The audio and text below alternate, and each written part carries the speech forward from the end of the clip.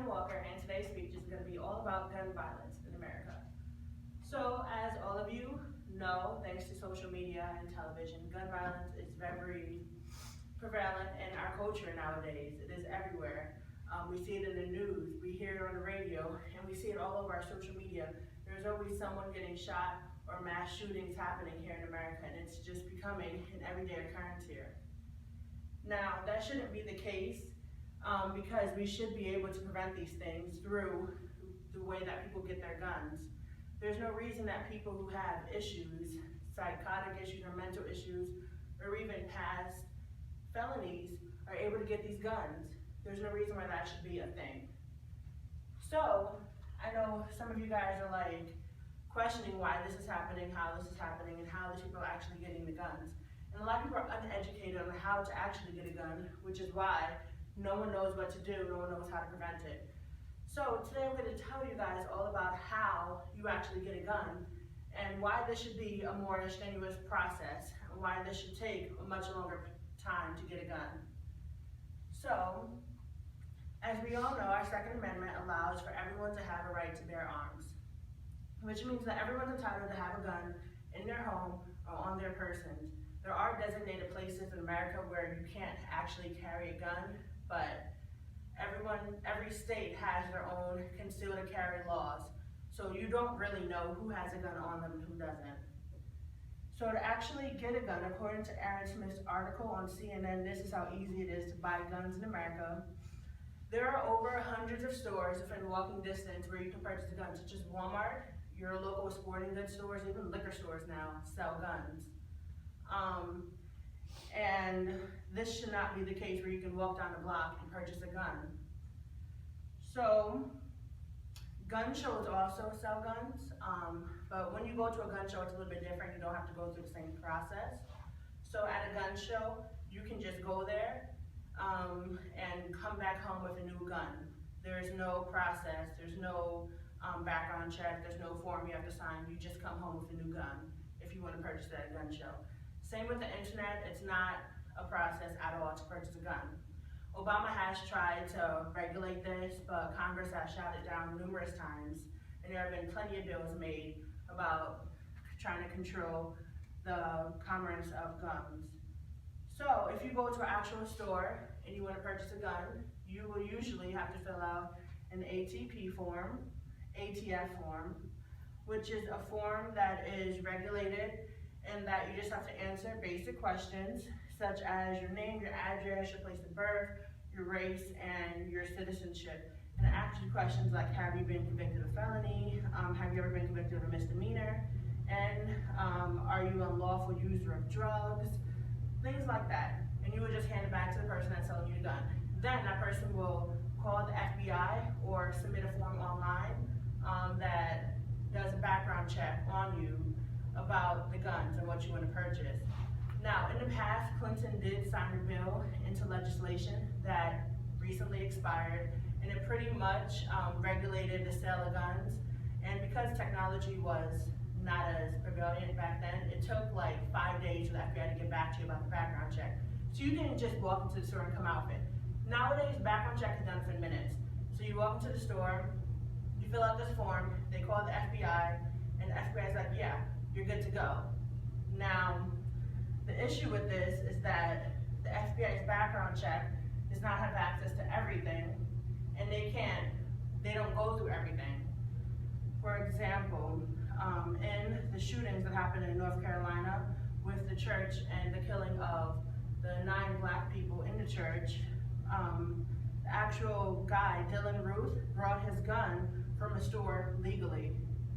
He passed the criteria, he was good, even though on his Facebook page he had plenty of racial slurs and plenty of ammunition, I guess, that the FBI could have used to stop it, but the FBI says that they don't check that.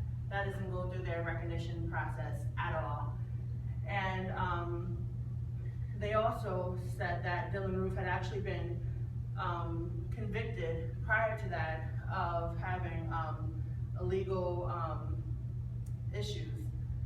But because the background check also, if you're convicted of a felony, I believe, or a misdemeanor, and you get under after 2 years, you can still pass the background check. So less than 1% of people in America actually fail the background check, and almost everyone gets their gun. So he fell through the loophole of the American system of their background checks, and he got his gun and was able to kill these people. Another instance of the background checks not working is what happened with the shooting in Virginia Tech. The shooter had actually been declared mentally ill by a judge 2 years before he murdered 32 people. But he had went through legally to get his gun, and he was cleared for his gun. Now, apparently, the state can control the amount of information that the FBI can get, such as your medical records. So that went through the loop, as well as why he was able to get his gun. So as you can see, although we do have some laws that do control people getting guns, it's not strict enough. People are still falling through the system. So many people who are for guns and don't believe we need stricter laws try to say that these stricter laws aren't going to prevent people from doing their crimes, that they can still do their crime and get their gun off the black market. It's not going to change anything.